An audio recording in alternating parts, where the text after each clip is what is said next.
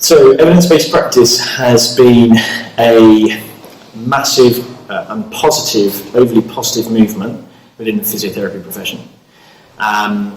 But if we were to look at from a philosophical perspective, Thomas Kuhn would describe a paradigm shift when lots of people start talking about the philosophical assumptions of it.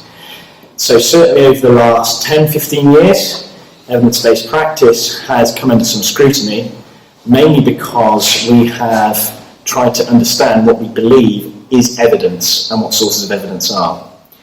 So if we were to look at a perspective of evidence coming from the scientific research, one of the challenges is that there's been an assumption that randomized control trials or systematic reviews of randomized control trials have a higher power than other forms of evidence, including clinical judgment.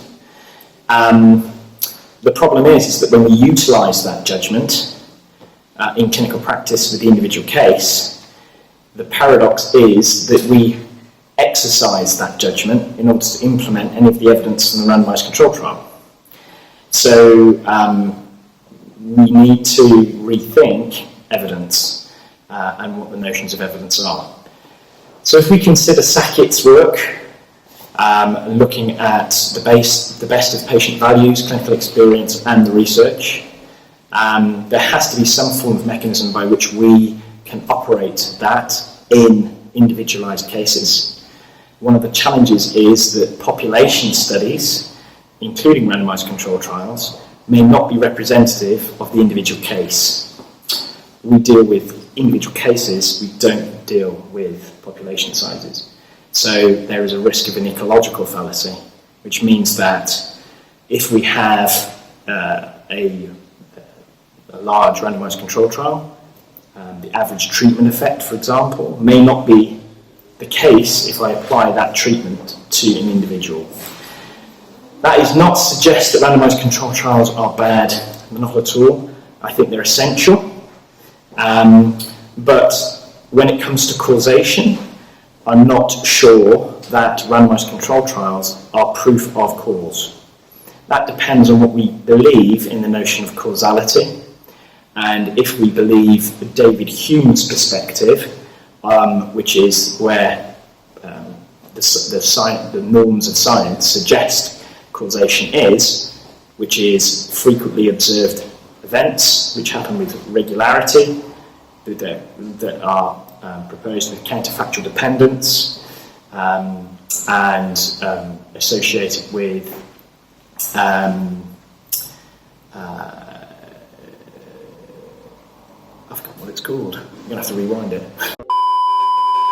Temporal priority, temporal priority and constant conjunction.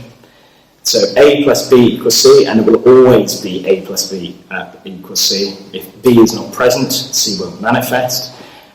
These are the norms of science, but there are cases where that cannot be the case, particularly in open systems. Open systems meaning that lots of causal powers can interact in non-linear ways.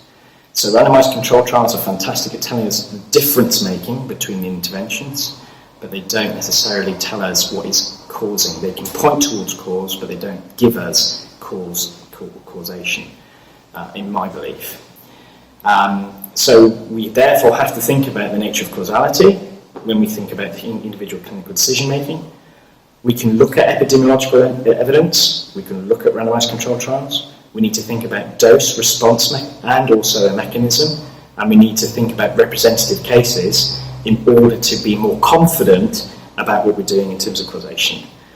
So there is a number of challenges that we need to think of, and I think we need to think of it beyond Sackett, who I think had fantastic work that he's done, and he's put us in a very strong position with regards to moving physiotherapy and medicine forwards.